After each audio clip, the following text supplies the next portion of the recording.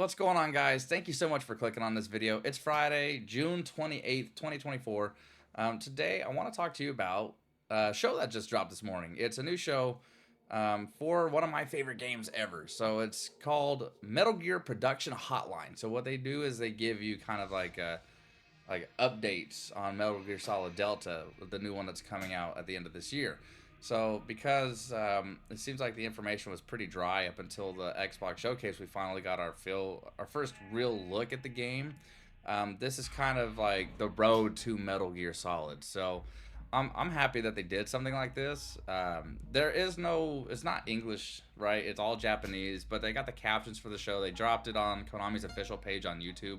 And I just kind of want to talk about a little bit of it and kind of just skim through what they talk about today. So it's the first day, right? It's the first one. They actually talk about a couple interesting points. So, the show kicks off. You have your host. You have three guys that's involved with Konami. There's one of them is a creative producer. It's Yuji Koikato, who worked on games like Metal Gear Online, Metal Gear Rising, Metal Gear Survive. Sorry, we don't talk about that one. Metal Gear Solid 5. They had a lot of good. He worked on a lot of Metal Gear games in the later years, but so they they come out with the panel. Everybody's excited. They introduce themselves. They drop a trailer again, so it's the one that they showed off at the Xbox Summer Showcase. And once you get that through, right, you get to see the trailer again. They kind of talk about the fan reception to the game, actually. And believe it or not, like, they don't shy away from the fact that there's a lot of people excited, but they also got a lot of criticism from fans. But they talk about how the game's been rebuilt from the ground up. So because the main thing is the graphics, right? So the graphics have been completely overhauled from the ground up to make it look like it's a brand new world, essentially. The jungles have been rebuilt from the ground up.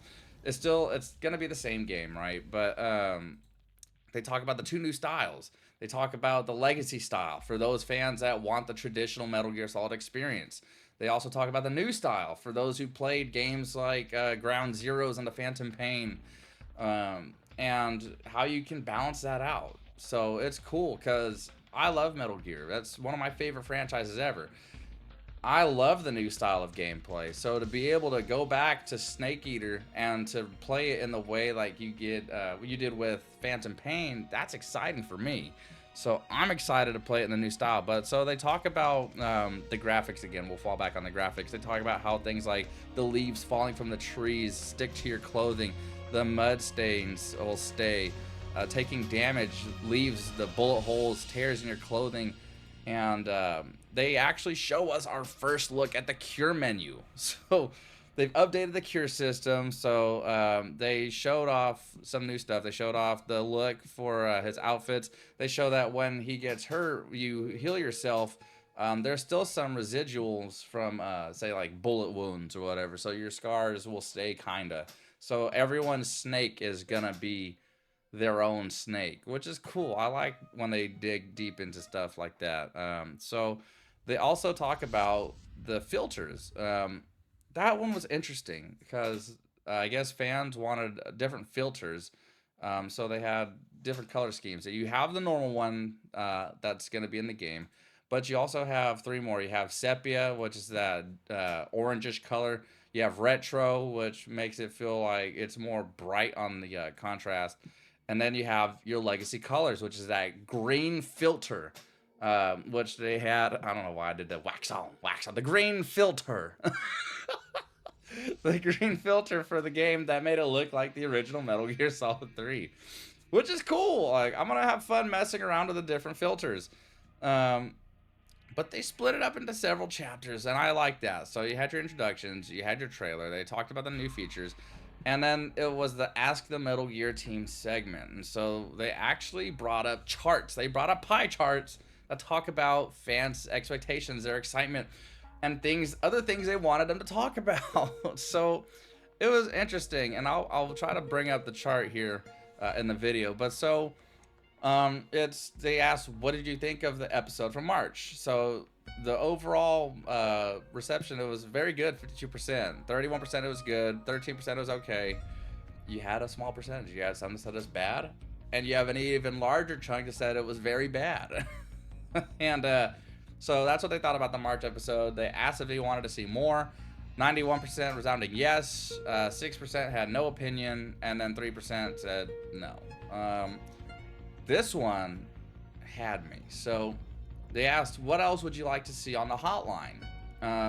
So you had 91% was new Metal Gear Solid Delta info. 46% asked for the Master Collection updates. Another 46% was a developer Q&A. 17% was other. And I'm guessing there's 3 other things to talk about that didn't get brought up. But so there's information about the Master Collection Volume 2, which I really hope we get something for that soon, guys. Like, can we get it either this year, next year? Like, this Master Collection Volume 2. So for those of you who don't know, for the Master Collection Volume 1, what was it? You had Metal Gear Solid 1, 2, and 3 on it. Every time a Metal Gear gets remastered, there's always one. There's one that never left. And that's Metal Gear Solid 4, Guns of the Patriots. I still have my fucking PS3. Excuse my French. I still have the game on it. If you had the Legacy Collection on PS3, great. You had Metal Gear Solid 4. That's the only console they released that collection for. That game never fucking left PS3. So, Metal Gear Solid Master Collection Volume 2 should be the answer for all Metal Gear fans who just want to play an updated Guns of the Patriots. Guys, that was one of the best Metal Gear Solid games ever. So please bring that off of the PS3. Put it on PS5. Put it on Xbox. Put it on PC. I don't care. Put it on Switch. Switch should handle it. So enough about that rant. I'm sorry, guys. And then they had a little bit about the behind the scenes. So they talked about an interesting thing too that they talked about during this Q&A was whether or not there was individual questions that asked if they would want to work with people like Hideo Kojima again. Or so actually they brought up the question. It was, is there any chance that the original staff members will return to work on, co-develop, or supervise any of the Metal Gear series? And despite the fact that, of course, Hideo Kojima is not coming back, because that was a pretty ugly falling out, right, with the Phantom Pain that led him to create Kojima Productions, they actually said it would be a dream come true to work with this guy again. And he's still getting credited, which he should. He's the creator of Metal Gear. It doesn't matter if you remake it, do something new. If it's his project, like, Hideo Kojima needs to be credited, no matter what. And I know that was, like, that pity battle that they did with the Phantom Pain, where they took his name off the box and they left it on the box, or I think they did. But then he decided that if he wasn't going to get credit on the outside, he took the chapters of the Phantom Pain and made sure that his name was, like, littered through the game. Like, every chapter that would finish, directed by Hideo Kojima. Like, so it's cool that, you know, he needs to keep his credit. Everyone's getting to keep their original credits. But these guys say that they want to work with him again. That's awesome. Because it's been what? It's been 9 years now. If you watch the hotline, the producer goes more into depth of it. So he talks about the current reality that, you know, people like Hideo Kojima moved on, right? He moved on to Kojima Productions, but like to be able to work with him again, it would be a dream come true. that's cool, guys. So they kind of end. They talk about the timeline.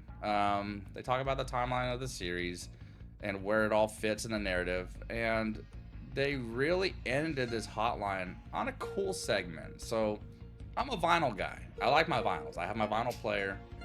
They showed off the Metal Gear Solid vinyl collection, and I think it's priced maybe a little too much for me. I think it's like 200 or something. You know what though?